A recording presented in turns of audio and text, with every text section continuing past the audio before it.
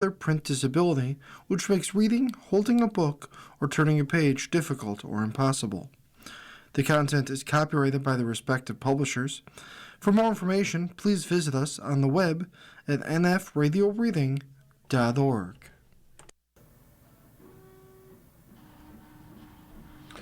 Hello, this is Pat Connolly, and for the next hour I'll be reading from the July 2nd issue of the Niagara Falls Review on the Niagara Frontier Radio Reading Service. First, an article from yesterday, Canada Day. A hot time at Niagara's Canada Day festivities. Sweltering temperatures can't stop Niagara resident from celebrating. By Victoria Nicolau. National pride had already been running high as a result of Canada's breakthrough run to the World Cup round of 16, uniting Canadians and putting the country's colors on display long before July 1st. By Canada Day, residents were more than ready to celebrate the nation's 159th birthday, donning red and white t-shirts, hats, stickers, and flags as they spilled into park celebrations across Niagara, all while braving sweltering temperatures from the summer's first heat wave. In Montebello Park, St. Catharines marked two occasions as the city also continued its year-long 150th birthday celebration with music and food. Residents gathered throughout the park, finding areas of shade wherever possible, under the canopy of trees in the park pavilion or under community booth tents. But the heat did little to slow down the youngest attendees, as children, seemingly unfazed by the temperatures, darted from one activity to the next. Inflatable soccer and basketball games, tours inside fire trucks, and trips into a bubble zone.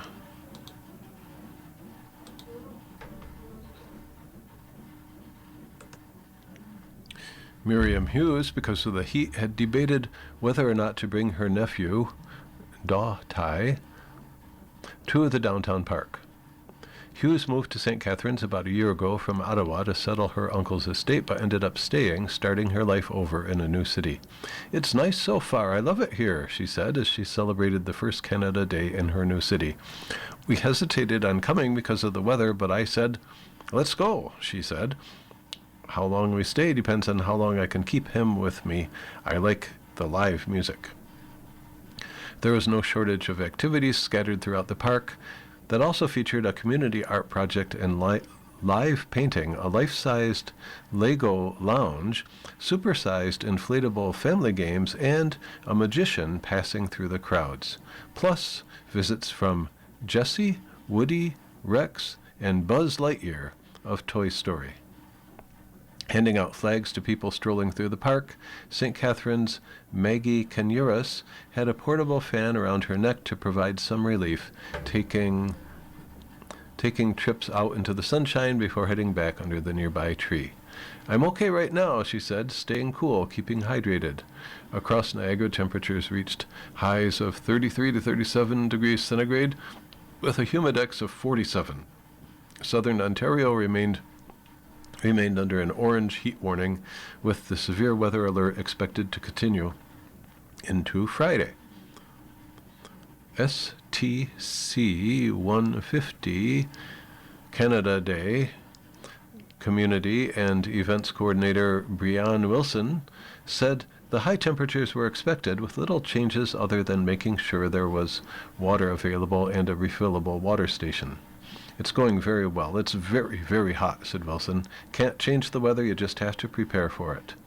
Last year, Canada Day celebrations were held in Lakeside Park, but as part of the 150th celebration, Wilson said it was moved back into Montebello Park, stepping up some of the activities, including more options for children compared to previous years. Later in the evening, crowds anticipated music from The Trues, and at Rennie Park, the city's first ever drone and fireworks show. "I'm sure that'll be the largest draw, but in the meantime, it's all family friendly," she said. "We do have a few soccer things on site as well to celebrate the World Cup side of things." In Welland, at least 200 people were already at Merritt Park as celebrations were getting underway. Food trucks and booths lined King Street in front of Welland Museum, and volunteer firefighters kept Canada Day revelers cool by spraying water from a hose line. Femme de Feu Creations performed aerial feats using silks and a hoop as Heath Tarlin, stilt walkers, Caitlin Morris Cornfield, wearing a Miss Canada sash over her flag dress, and Jarrett Siddall worked their way through the park. There was live music throughout the afternoon with Vinyl Flux, Revolver and Friends, and Charissa to perform on the floating amphitheater stage. Crystal Chambers and Tim Torpy came into Niagara from Rochester, New York, as they do every year, wanting to celebrate Canada Day at festivals in different cities or towns. On Wednesday, they spent the afternoon in St. Catharines, where Chambers learned about the Underground Railroad's connection to the city. I didn't know that. The best part of traveling around going to festivals is the new information that you learn, things that you wouldn't learn, she said. We love it.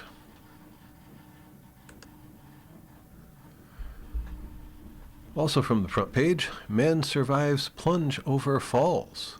Surviving without protective gear, pretty rare, by Ray Spiteri, reporter. A man survived a plunge over the Horseshoe Falls in Niagara Falls on Sunday afternoon. Videos posted to social media, including one on Instagram that has garnered no fewer than 3.2 million views, show a man in the lower Niagara River near the Canadian Falls. Niagara Emergency Medical Services Chief Karen Lutz Growl said, paramedics who assessed the man after he was pulled to shore reported he had life-threatening injuries as a result of his 52-meter plunge. She said he was taken to an out-of-region hospital for care. Despite the severity of his injuries, Lutz Growl said, surviving the fall was pretty amazing, really, when you think about it. You could say it's probably pretty rare. David Adams, Chief Executive Officer of Niagara Parks, said he's aware of videos of the man circulating on social media. He credited emergency personnel, who also included Niagara Parks Police and Niagara Falls Fire Department, for safely retrieving the man. We're not sure of the circumstance, but very fortunate that he survived, he said. Our attractions are open, so some people witnessed the activity. Adams said, jumping in the water near the falls is considered trespassing under the Niagara Parks Act. It is a prohibited activity, and we caution all safety around the Niagara River, upper and lower river, he said. Caution all safety. Ben Trendle, the fire department's chief fire prevention officer, said Parks police and paramedics were on scene when firefighters arrived. We assisted with getting the victim to a safe location where they could be extricated from the gorge, he said. Trendle said, rescues within Niagara Gorge can be risky. Extreme caution has to be taken in an area like that where there are extreme hazards related to the water and terrain.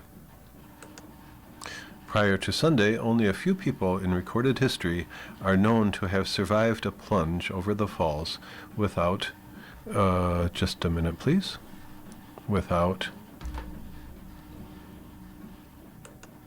very few people are known to have survived a trip over the falls without any protective equipment like a barrel, ball, or raft. They include Roger Woodward in 1960, the first and youngest to survive. The 7-year-old boy, wearing only an orange life jacket, was swept over the brink after a boating incident, but survived with only a concussion. In 2003, Kirk Jones became the first person to survive an intentional plunge without any flotation devices. The 40-year-old man escaped with just cuts and bruises. In 2009, an unidentified Canadian man endured the fall and swam until rescuers saved him. In 2012, an unidentified man jumped over the railing 9 meters above the falls and was swept over in front of hundreds of Victoria Day witnesses. He swam to shore and was rescued. Still from the front page of the July 2nd issue of the Niagara Falls Review, could Niagara Falls become the global capital of ugly sweaters?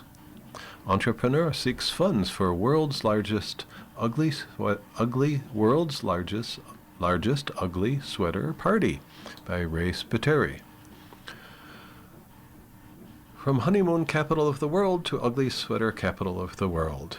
Niagara Falls City Council received a presentation last week from local entrepreneur Matt Anthony Guadeschi,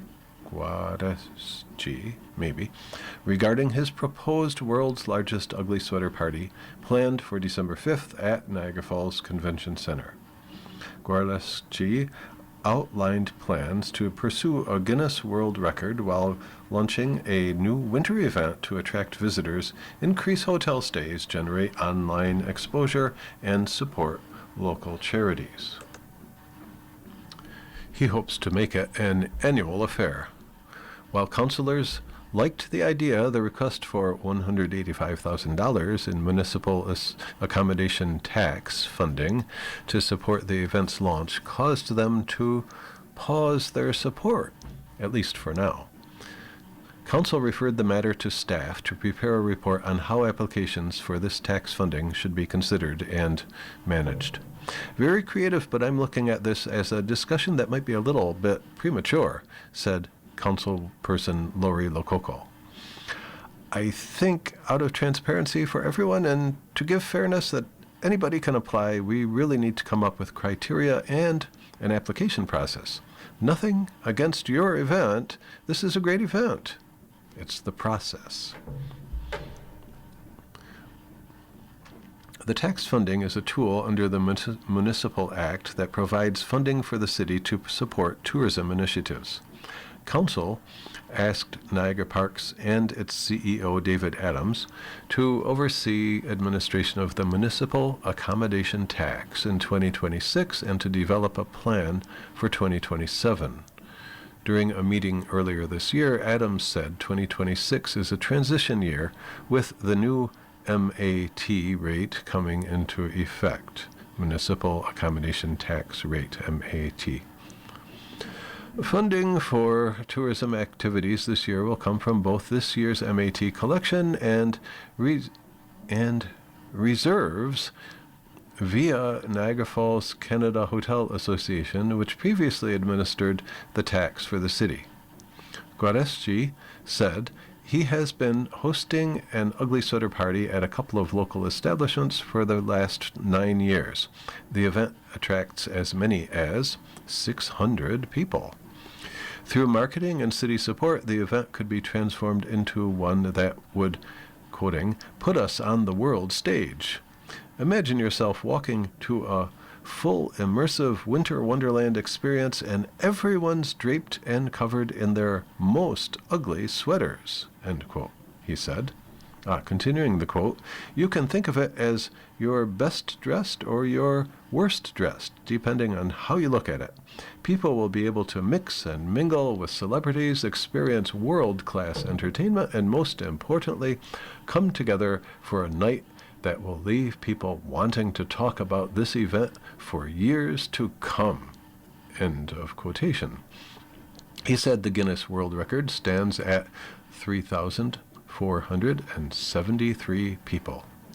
We need to have at least 3,500 people in attendance in the building at the same time in order for the record to officially have been broken, end quote. Based on projections and a marketing plan, Guadeschi said he plans to attract 4,000 to 6,500 attendees, with 60 to 70% traveling from out of town. He said the event is projected to have a significant online reach with as much as 5 million views and impressions. Guadeschi said, if all is successful, the first-year event will generate between $200,000 to more than $1 million in economic impact, which would happen during the winter when, quoting, our city desperately needs it the most. The total event revenue that will be generated from this would be approximately $173,000 and counting, meaning that this event will technically operate at a break-even, he said. He said the one-time initial investment of $185,000 in MAT funding would help launch the event as a globally recognized brand for the next 5 to 10 years. Quoting again, "This one-time initial investment will not just be for a one-and-done opportunity for cementing ourselves into the world record book. This will be a kickstarter for us to have those funds to reinvest ourselves for years 2, 3, 4, 5, 6, and so on and so forth," end quote. Councilperson Chris Dabrowski said he believes Gwareski has a great niche and novelty event on his hands. Quoting, "I look back at Buffalo's world's largest disco that started in 1994, drew 2,000 people in its first year, and it's gone on, raised millions of dollars for charities. It draws 7,000 people each year, sells out every year," he said, that being Councilperson Chris Dabrowski. And continuing Dabrowski's quotation, "It's one of those tourism destination events. I see Niagara Falls as being known for the world's largest ugly sweater party eventually, once we break that record." You're listening to a reading of articles and features from the Niagara Falls Review on the Niagara Frontier Radio Reading Service. Following those fun articles from page 1 of the July 2nd issue, a much more somber article on page 2. Cyclist who died in Niagara-on-the-Lake hit-and-run was migrant farm worker, by the Metroland staff. A cyclist who died as a result of a late-night hit-and-run collision in Niagara-on-the-Lake has been identified as a migrant farm worker. At about 11:40 p.m. last Friday, a vehicle struck a cyclist in the area of Concession Road 6 near the Line 4 road, Niagara Regional Police said. The cyclist suffered fatal injuries as a result of the collision. The driver of the vehicle fled before emergency personnel arrived and did not report the incident, police said. After a search, police found the suspected vehicle and driver at another location in Niagara-on-the-Lake. In a statement Tuesday, Richard Lee, executive director of Ontario Greenhouse Vegetable Growers, expressed his condolences on behalf of the organization. "On behalf of Ontario's greenhouse vegetable growers, we extend our heartfelt condolences to the workers' family, friends, co-workers, and the entire agricultural community affected by this devastating loss," he said. This individual came to Ontario to support Canadian agriculture and was a valued member of one of our member farms teams. Like many seasonal agricultural workers, he made significant sacrifices to provide for his loved ones and contributed greatly to the success of Ontario's greenhouse sector. His hard work, dedication, and commitment will be remembered by those who had the privilege of working alongside him. The statement did not identify the worker's employer.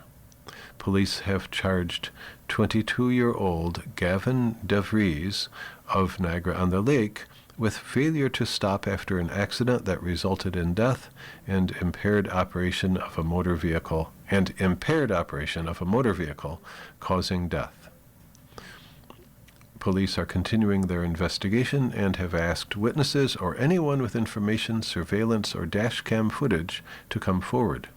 Anyone with information is asked by police to call 905-688-4111, option 3, extension 100937.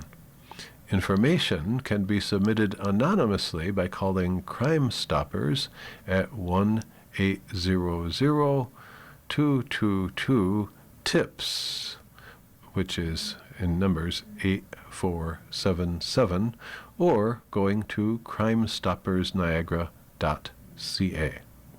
This is not the first time such a collision occurred. In June 2022, a 36-year-old migrant worker was struck and killed by an SUV in St. Catharines while on his way home from an outing in Port Dalhousie.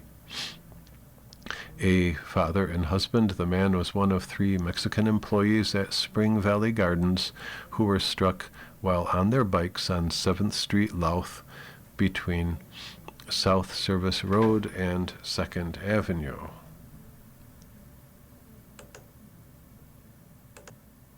From page A3 of the July 2nd issue of the Niagara Falls Review, police dogs. Police dogs get tech boost, but gaps in coverage remain. Drones, night vision, and thermal cameras are helping canine teams respond to rising calls, by Alan Benner, reporter.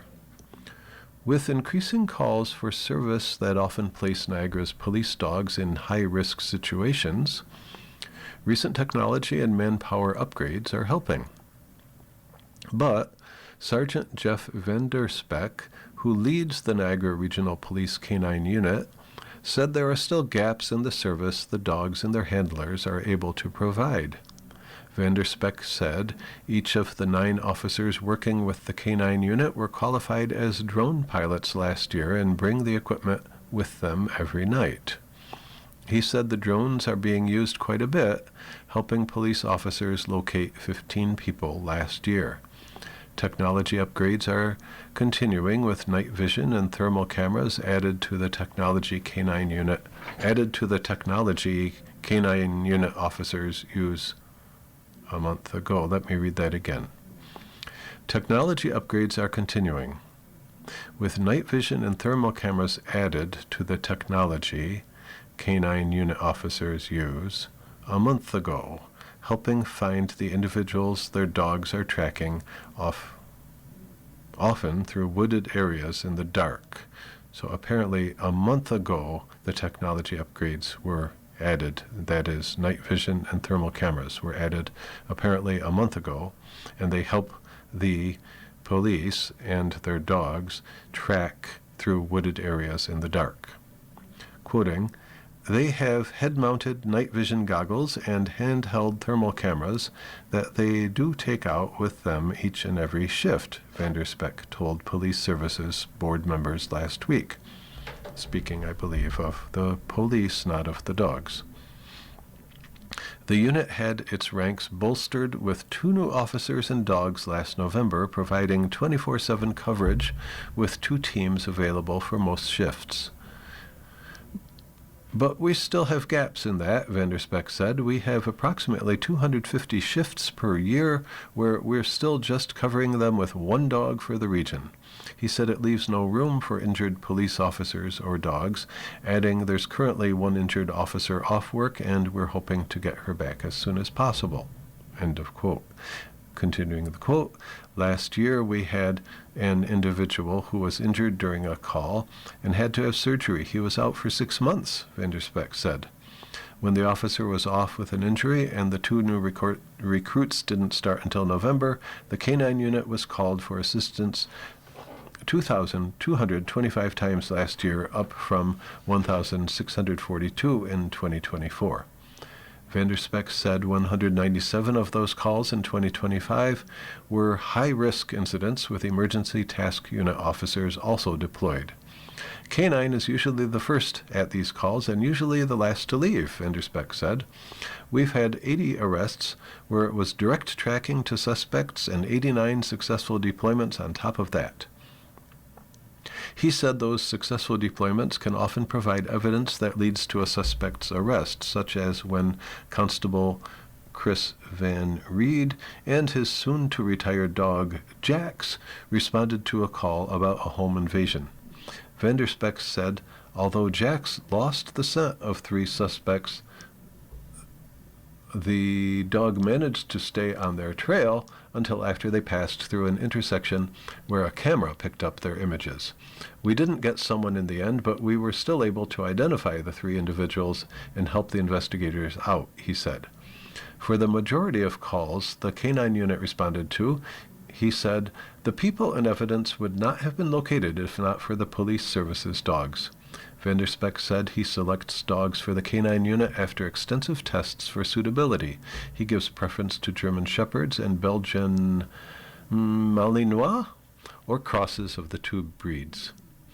They are the best all-around athlete. We need them to do multiple different kinds of things, he said. Although a bloodhound might be better at tracking, he said the breed might struggle with apprehending suspects or agility requirements. Vanderspeck said, most of the dogs recruited for the service are from Europe, where they are bred for working as opposed to dog shows. He said their human handlers also need to be able to keep up. You have to be a first-class constable. You have to do a fitness test. You have to do an interview, a psychological exam, and you have to complete an 18-week basic canine handlers course, and then certification at the end. Vanderspeck said the training doesn't end there. These are not plug-and-play dogs, so you have to continue to train with them each and every day, he said. Officers working with the K9 unit recently parked their typical police cruisers, instead using specially designed unmarked vehicles to help ensure the dogs remain comfortable and healthy. We do a lot of work with ETU, or Emergency Task Unit, and when you're trying to move stealthily with a group of unmarked vehicles and you have a fully marked K9 vehicle, it tends to stick out, Vanderspeck said. End of article.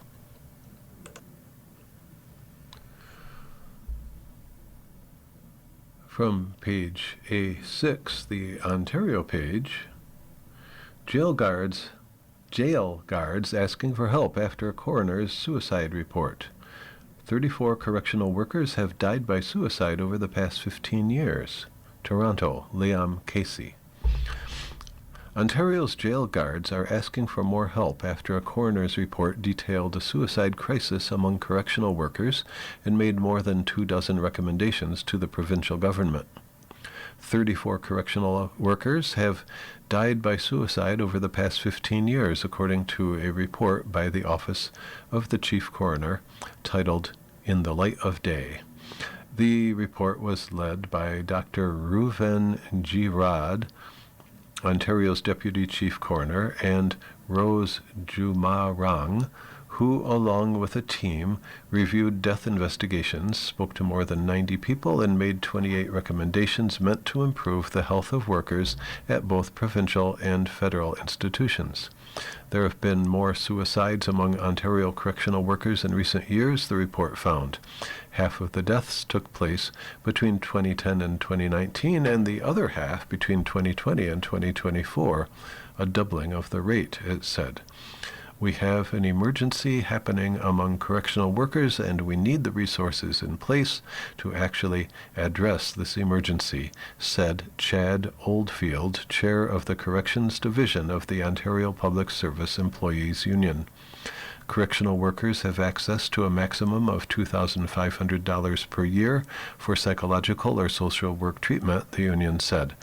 That represents about 15 to 20 sessions a year with a mental health professional, far too few when someone is in crisis, Oldfield said.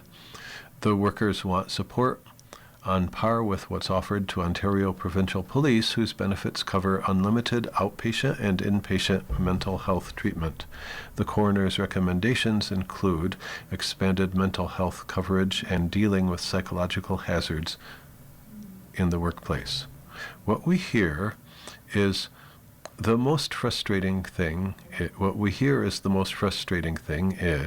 they look across the aisle and they say, hey, the OPP, who are under the same ministry and funded like us across the province, they have unlimited mental health benefits, Oldfield said. They can get the help they need immediately by picking up the phone and not having to pay for it, end quote. A spokesman for the Ministry of the Solicitor General said it has taken several steps to improve mental health awareness, training, and supports for correctional employees and their families. The province is investing up to $45.2 million in the mental health supports for public safety personnel program, which provides access to supports for correctional employees, police officers, firefighters, and others in the public safety sector, Saddam Hussein said in an email. The ministry also implemented an employee wellness strategy in collaboration with the union in 2019, he said. The strategy includes a number of initiatives for correctional staff, including mandatory suicide prevention training, a corrections-specific peer support program, and a therapy phone line available 24/7 that launched last month, he said. Mandatory trauma resiliency training is set to be added this year, he said. The ministry is reviewing the report and its recommendations and will respond to the Chief Coroner's Office, Hussein said. Our thoughts are with the families, friends, and colleagues of those who have tragically died by suicide, he said.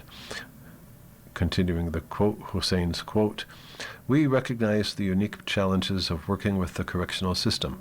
Corrections employees see, experience, and are exposed to situations on a regular basis that can have serious and long-lasting impacts on their mental health and well-being," end quote.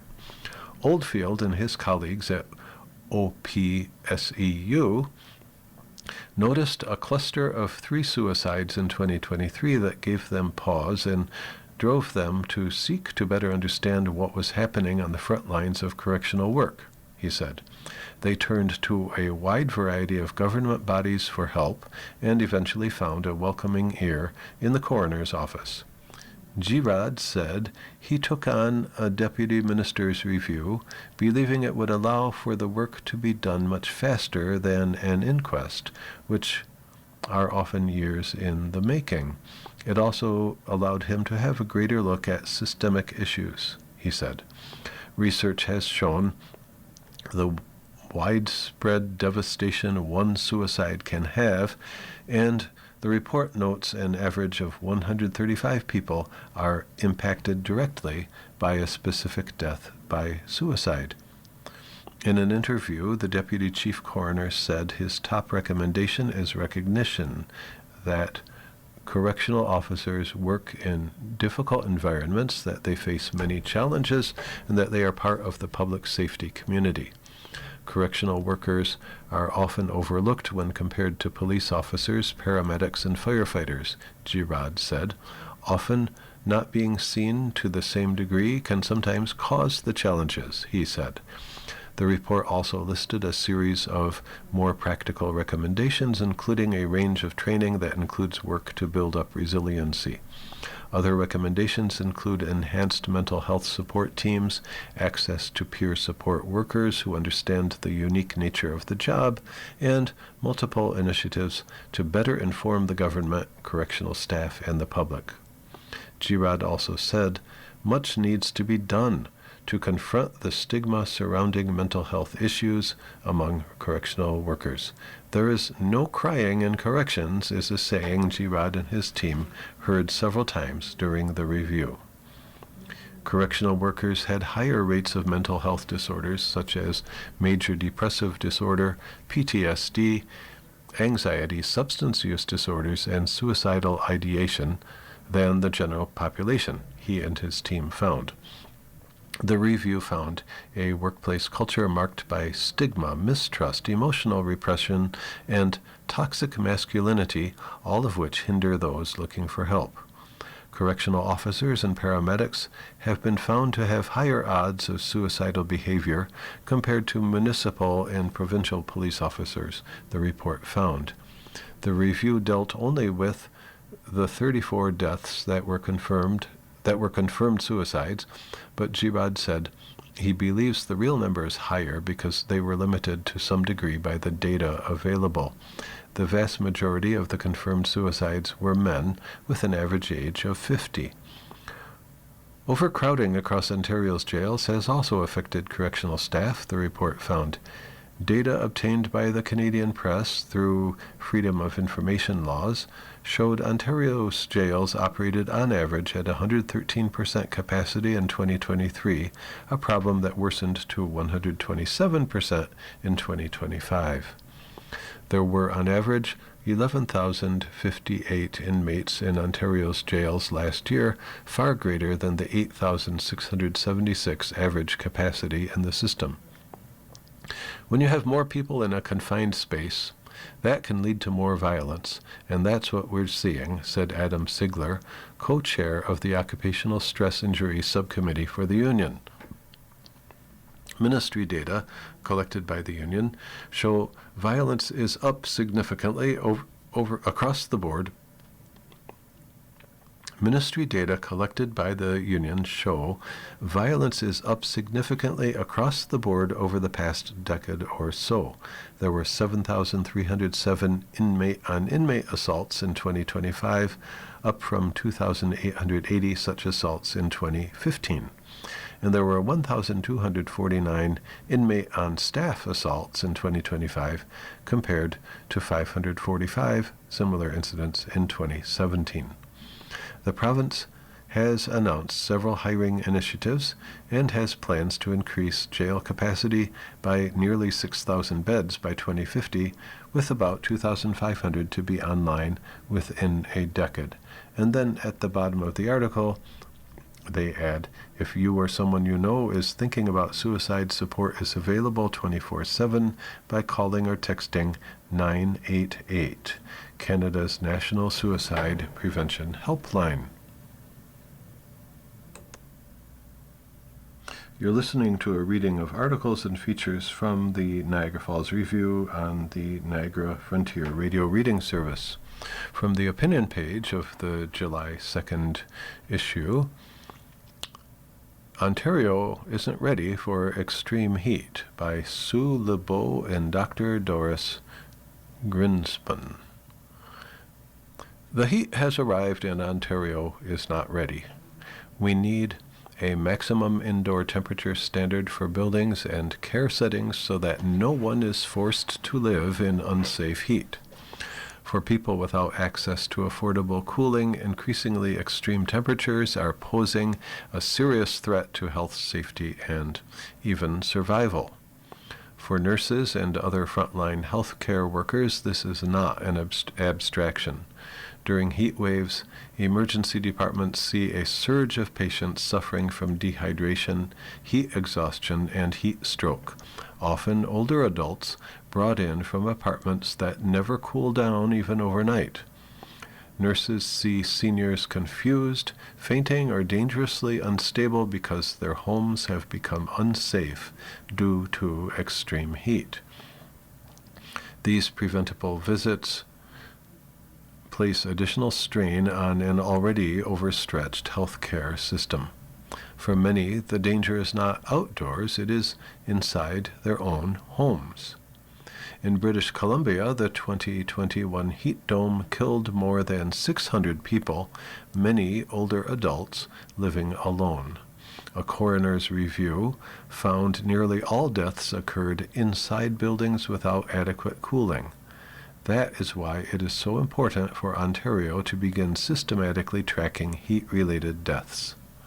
Ontario has acknowledged this risk in one setting.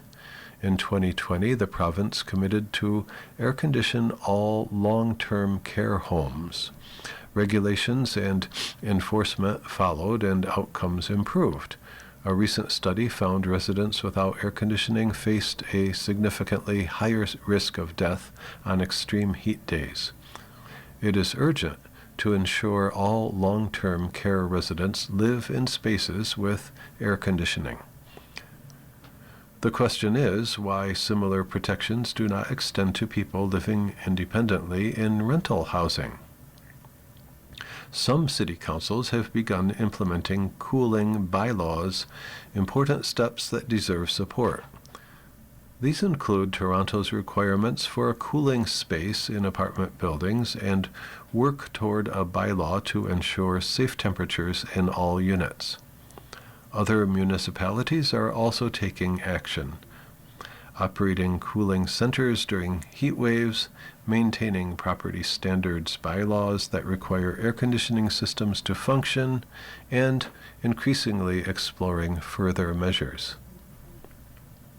And the province's Bill 128, introduced in May, would amend the Residential Tenancies Act to establish maximum indoor temperature standards and recognize cooling as a vital service similar to heating in winter months.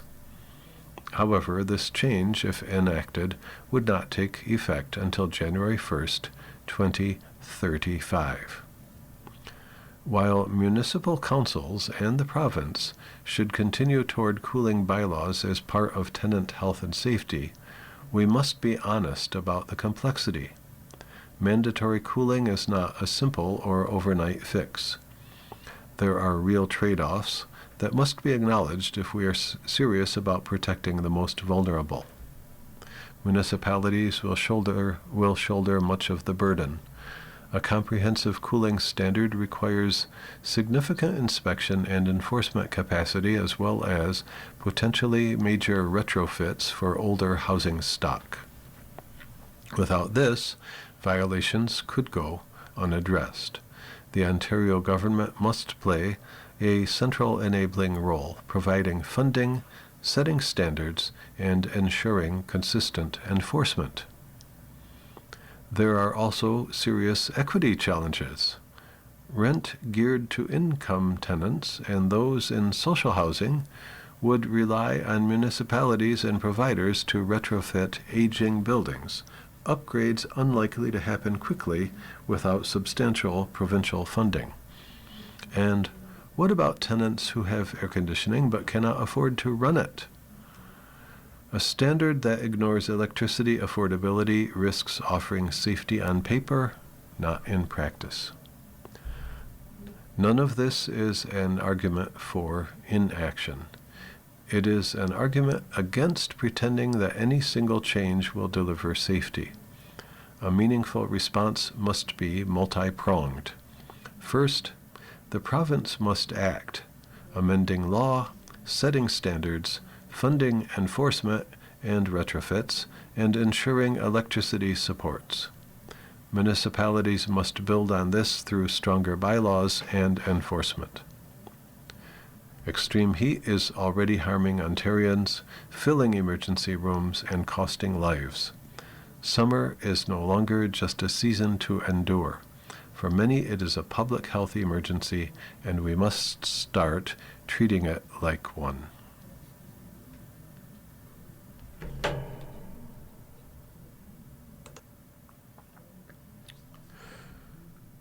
From page A6, Avro Aero replica installed in Malton Park. Funded by corporate and private donors, the monument celebrates community's mid-20th century aviation history. This is by the Metroland staff. Mississauga has installed a new aircraft replica in a Malton Park. The replica of the historic Avro Aero CF-105 parentheses RL-201, close parentheses, aircraft was a multi-year effort by the Malton Business Improvement Area, the city, and local leadership to honor the community's aviation legacy. The replica is also symbolic as it brings back a piece of history to the exact location where the original Avro Aero jets were built in the 1950s, according to a BIA, Business Improvement Area, release. Rising material costs forced the city to shrink the replica's size by 20% to stay on budget. The project was funded through a collaboration of 25 corporations and private donors, including the Hazel McCallion Foundation. The monument also serves as a tribute to the country's aerospace industry, which currently ranks as the 5th largest in the world, according to a statement. Work on the project began in 2017 after positive feedback from the community to restore the historic CF-100 aircraft at the Legion Memorial Garden. The replica, built by Stainless Outfitters Incorporated from Barrie, is about 6 meters above ground, anchored to a foundation donated by Fram Building Group, and will be an addition to existing landmarks in Paul Coffey Park, including the CF-100 aircraft, Malton sign, Castle Playground, and Superfan Nav Bhatia basketball courts. The city hopes the model will become a centerpiece along the tourism corridor, with the official unveiling and community celebration planned for August, the statement said. You're listening to a reading of articles and features from the Niagara Falls Review on the Niagara Frontier Radio Reading Service.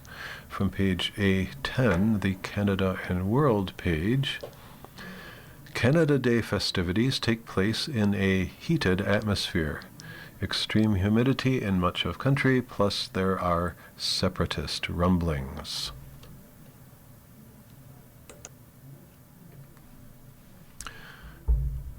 By Dylan Robertson and Sarah Ritchie from Ottawa. Canadians are gathering across the country on Wednesday to celebrate a country grappling with a changing world and emerging separatist movements, and scorching temperatures in some regions. It's the best country in the world, not without nuance or complexity, Canadian Identity Minister Mark Miller told the Canadian Press. We're a country that's built on freedom, respect for others, but a shared sense of values that are enshrined in a lot of things. Miller was expected to address the crowd at the national celebration in Ottawa, where celebrities and dignitaries will take the stage to mark 159 years of Confederation. Celebrations large and small were set to take place across the country. Prime Minister Mark Carney attended a local community celebration in an Ottawa suburb before participating in the annual noon-hour Canada Day show. He was to travel to Alberta later in the day, where he will make a short speech at a local celebration in Edmonton. Environment Canada has issued heat warnings from Ottawa through Toronto to Windsor, Ontario, cautioning people to take measures to prevent heat stroke due to hot, humid air. The agency issued an orange alert, which it says are uncommon indications of weather likely to cause significant damage, disruption, or health impacts. Still, thousands were expected to gather in Ottawa for the main festivities in a field a short drive from Parliament Hill at Le Breton Flats Park, just west of Parliament Hill, while Centre Block remains under construction. There are less severe yellow heat warnings in effect for New Brunswick and northern parts of Ontario and Quebec. This year's festivities come as separatist tensions in Quebec and Alberta are on the rise. Albertans will vote this fall on whether to remain in Canada or hold a binding referendum on separation. In a video published Wednesday morning, Carney called for unity. In it, he said Canada was founded on the, quoting, on the great conviction that we are strongest when we are united. He spoke about the construction of the National Railway and the Trans-Canada Highway connecting the country.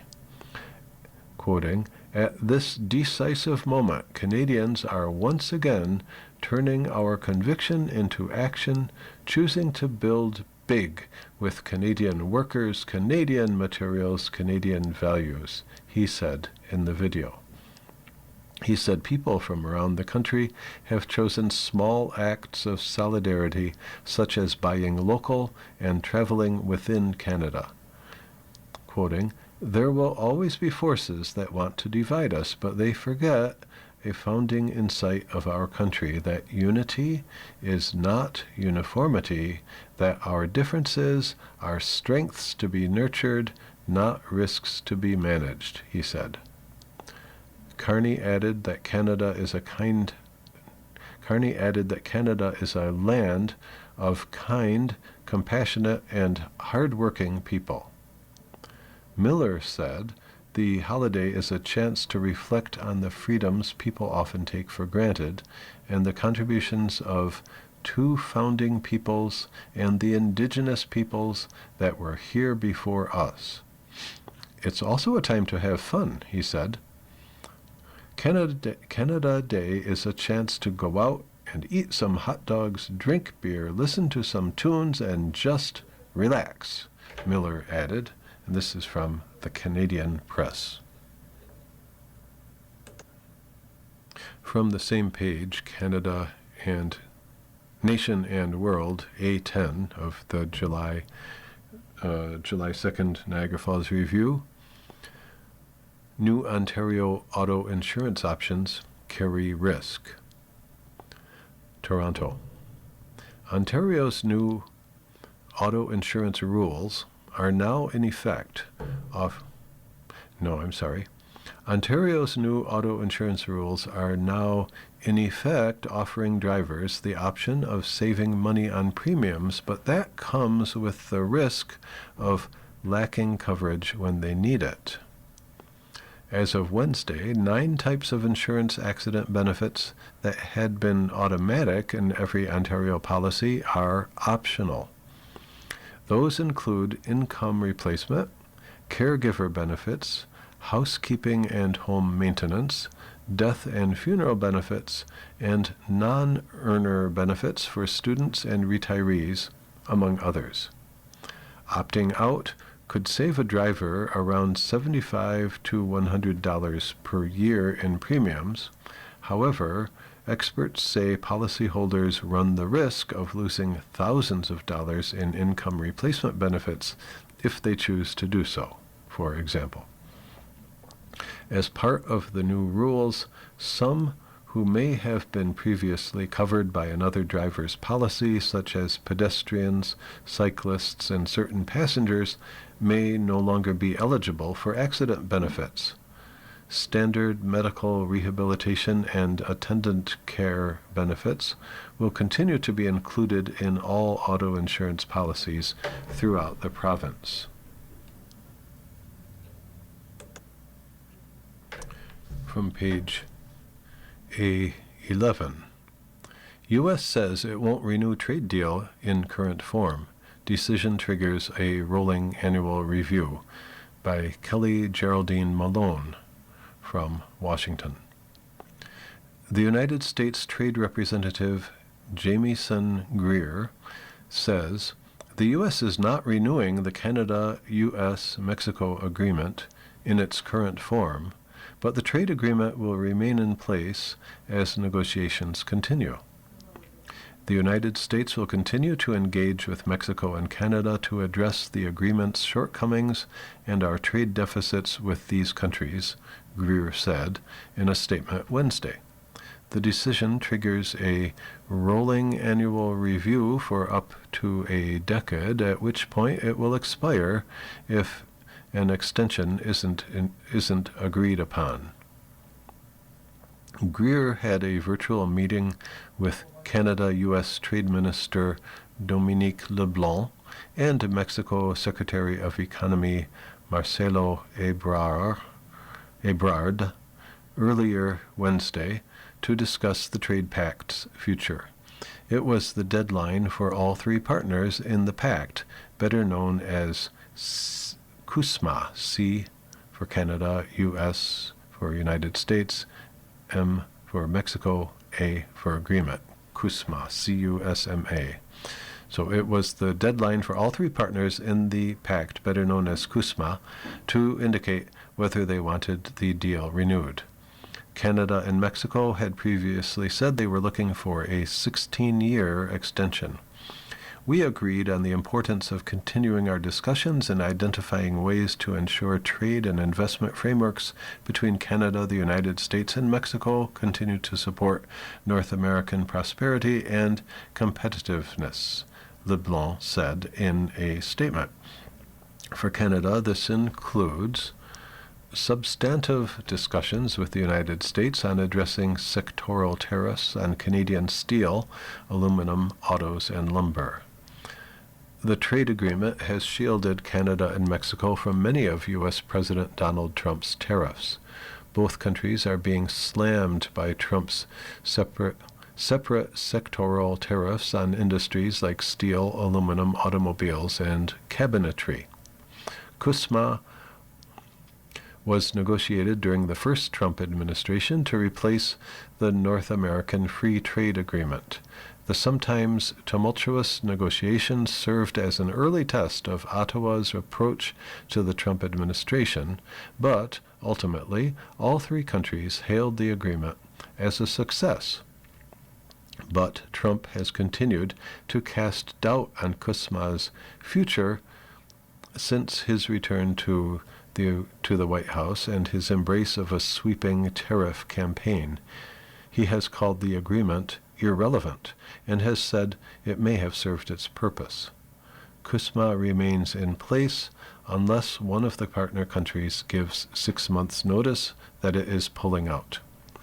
Trade negotiations between Mexico and the United States have launched, but Ottawa and Washington have not started official talks yet. LeBlanc said Canada is approaching the trade discussions from a position of strength and with the goal of preserving and strengthening one of the most successful trading relationships in the world. Continuing that quotation, at a time of global economic uncertainty, Canada is a stable, reliable, and trusted partner, he said. We have the energy and natural resources the world needs, a world-class workforce, and a predictable business environment attracting the highest investment in decades. Carlo Dade, maybe Dade, but I'll go for Dade.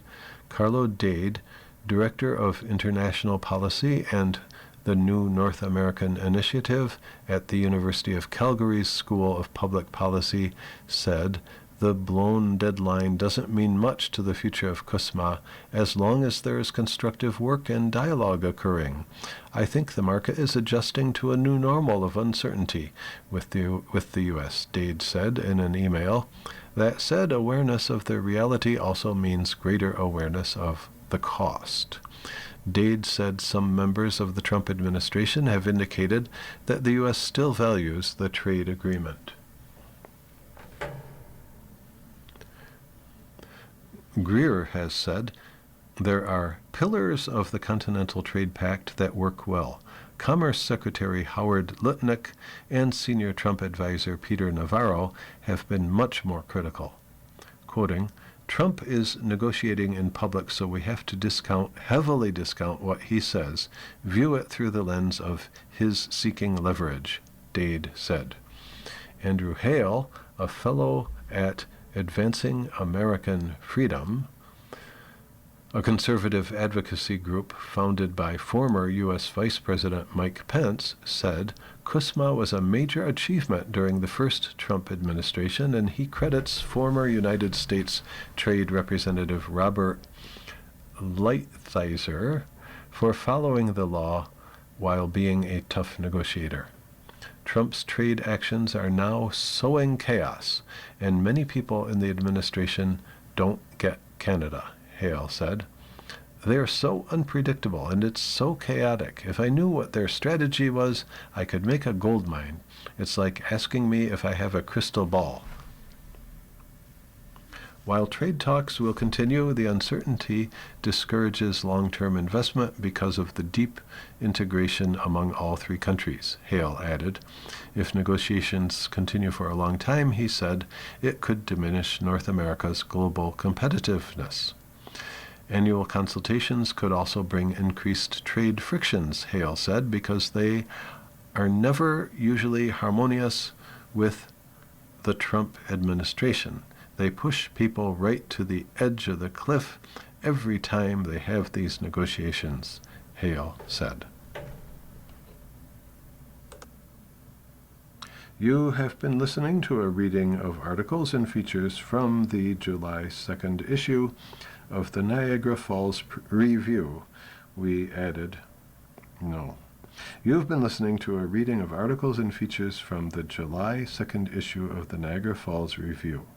We read from the Niagara Falls Review every Saturday at 7 p.m. Your reader has been Pat Connolly. Thank you for listening. Coming up next in the Niagara Frontier Radio Reading Service, we have the off-duty section of the Wall Street Journal. At 9 o'clock, we have Sports Illustrated at 10 o'clock. Because it's Independence Day, we have an old-time radio special from 10 to 1, and that features Bob Hope. Stay with us. You're listening to your Niagara Frontier Radio Reading Service. Our volunteer radio readers broadcast daily readings of newspapers, magazines, and books. For nearly 40 years, radio reading has served people who are blind or have a print disability throughout western New York and southern Ontario's Niagara Peninsula. Our broadcast. The following program is intended for listeners who are blind, have low vision, or have another print disability,